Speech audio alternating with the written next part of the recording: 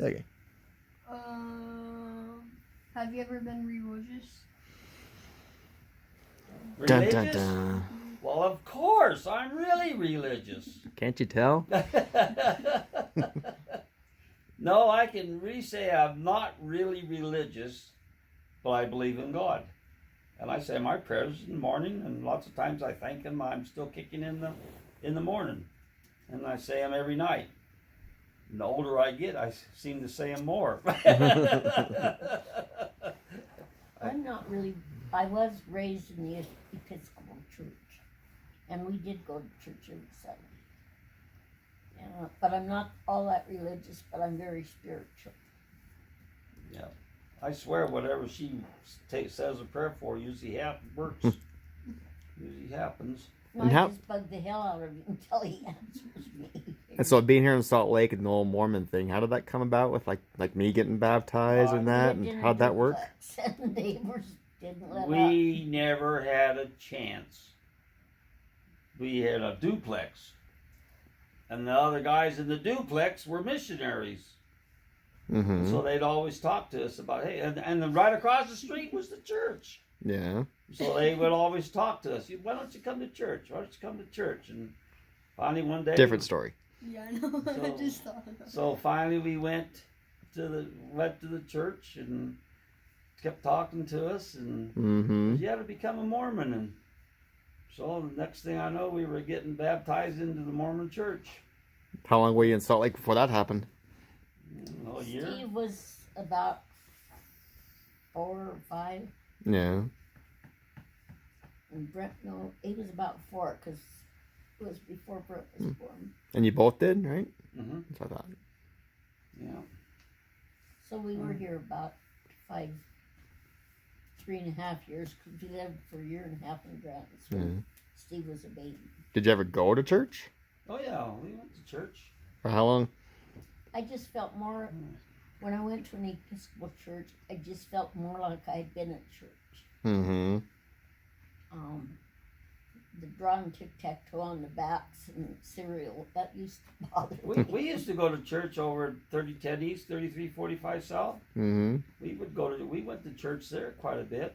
A few times. And then we moved to Canyon Rim and started going to the church here, and they wanted us to be Cub Scout leaders, Yeah. and so we did.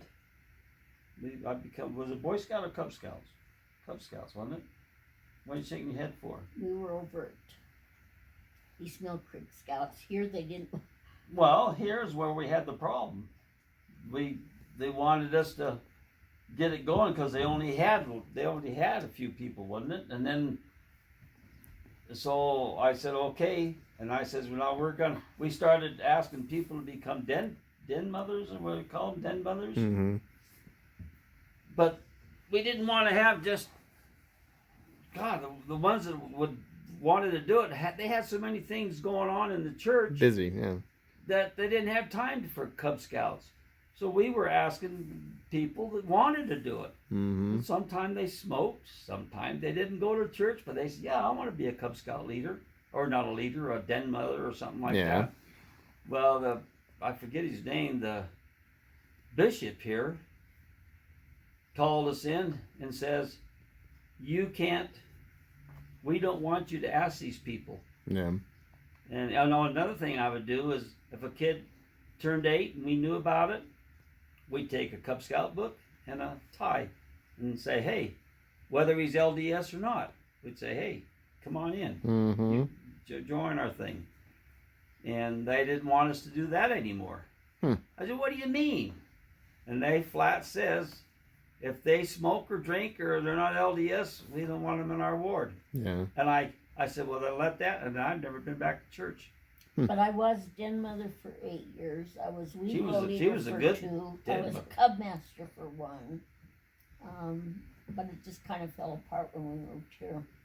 Yeah, it kind of. I think that's what ruined me on the church when they told me we couldn't hire any, or Recruit bring any the kids in. kids, yeah. I said, well, it doesn't say that it's just for LDS. It's for anybody. Yeah. But when they told me that, One of the kids I That had was it. over at East Mill Creek, very, very dysfunctional family, single mom. He'd stop every day on his way home and knock on the we had a door that had a window to show me how many marbles he won and who talked to him. And we got him in the den. And he was an awesome den. He just didn't.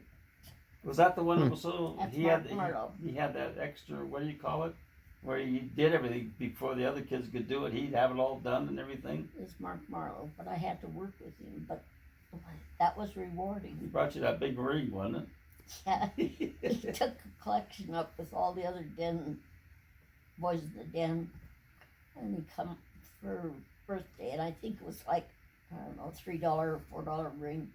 Great big, he called it a ruby. I still have it.